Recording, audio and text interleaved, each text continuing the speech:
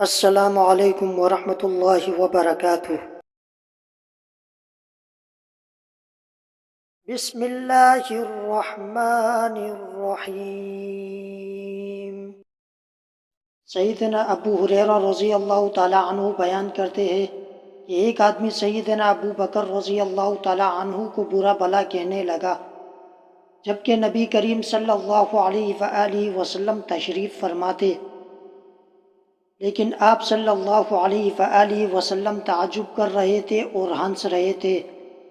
جب اس شخص نے گالیاں دیں تو ابو بکر رضی اللہ تعالیٰ عنہ نے بعض گالیوں کا جواب دیا، لیکن نبی کریم صلی اللہ علیہ وآلہ وسلم ناراض ہو گئے اور چلے گئے۔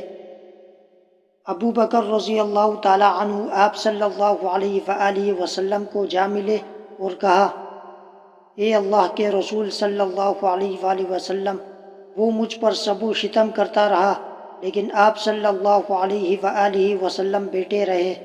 جب میں نے اس کی بعض گالیوں کا جواب دیا تو آپ غصے میں آ گئے اور اٹھ کھڑے ہوئے۔ آپ صلی اللہ علیہ وآلہ وسلم نے فرمایا، دراصل تیرے ساتھ ایک فرشتہ تھا جو تیری طرف سے جواب دے رہا تھا، لیکن جب تم نے خود جوابی کارروائی شروع کی تو شیطان آ گھسا۔ اب میں شیطان کے ساتھ تو نہیں بیٹھ سکتا۔ پھر آپ نے فرمایا، ابو بکر، تین چیزیں پر حق ہے۔ ایک، جس آدمی پر ظلم کیا جائے اور وہ آگے سے چشم پوشی کر جائے تو اللہ تعالیٰ اس کی زبردست مدد کرتے ہیں۔ دو، جو آدمی تعلقات جوڑنے کے لیے عطیے دینا شروع کرتا ہے، اللہ تعالیٰ اس کو کثرت سے عطا کرتے ہیں۔ اور تین، جو آدمی اپنے مال کو بڑھانے کے لیے لوگوں سے سوال کرنا شروع کرتا ہے، اللہ تعالیٰ اس کے مال کی کمی میں اضافہ کرتے ہیں۔